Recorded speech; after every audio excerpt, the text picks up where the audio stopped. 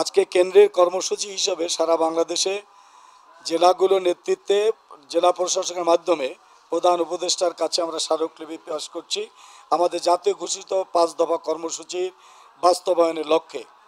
আমাদের 5 দফা কর্মসূচি বাস্তবায়ন তার অন্যতম রয়েছে পিআর পদ্ধতিতে নির্বাচন, যাতে পতিত স্বৈরাচার চলে গিয়েছে আর কেউ যেন একক সংখ্যাগরিষ্ঠতা নিয়ে স্বৈরাচারী কায়দায় দেশকে আবার পরিচালিত না করতে পারে। এই জন্য আমরা এই নির্বাচন দাবি করছি। একই সাথে এই যে জুলাই যে ত্যাগ শহীদ হলো, এতটা পঙ্গু হলো, এই শহীদদের আত্মার রুহের মাগফিরাতকে কামনা করার জন্য সনদ যে আছে, এই জুলাই সনদ, এই সনদের ভিত্তিতে এই সনদ আগে পাশ হবে, এই সনদের আলোকে নির্বাচন হবে, এটা আমাদের অন্যতম দাবি। আমরা আপনাদের মাধ্যমেও জাতীয় পত্রিকা এবং জেলা প্রশাসক মহোদয়ের কাছেও আমরা এই দাবি তুলে ধরছি।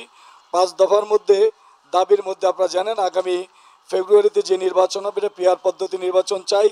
জাতীয় নির্বাচন উভয় কক্ষেই আমরা উচ্চ এবং নিম্ন উভয় কক্ষে আমরা পিআর পদ্ধতি চাই। জুলাই সনদ বাস্তবায়ন চাই নির্বাচনের আগে। অবাধ ও সুষ্ঠু গ্রহণযোগ্য নির্বাচনের লক্ষ্যে সকলের জন্য লেভেল প্লেইং ফিল্ড নিশ্চিত করার দাবি আমাদের আছে। স্বৈরাচারের দোসর জাতীয় পার্টি সহ 14 দলের কার্যক্রম আমরা নিষিদ্ধ চাই। এই 5টি দাবির আলোকে যদি এ দাবি আমাদের না মানবে আমরা আশা করছি এটাই আমাদের দাবি মানবে এবং সেই আলোকে নির্বাচন হবে। আর বাকি যদি প্রশ্ন থাকলে কেন্দ্র কর্মসূচি দিলে আপনারা জানতে পারবেন, আমরা আপনাদেরকে জানাবো। ধন্যবাদ। এই মুহূর্তে কোনো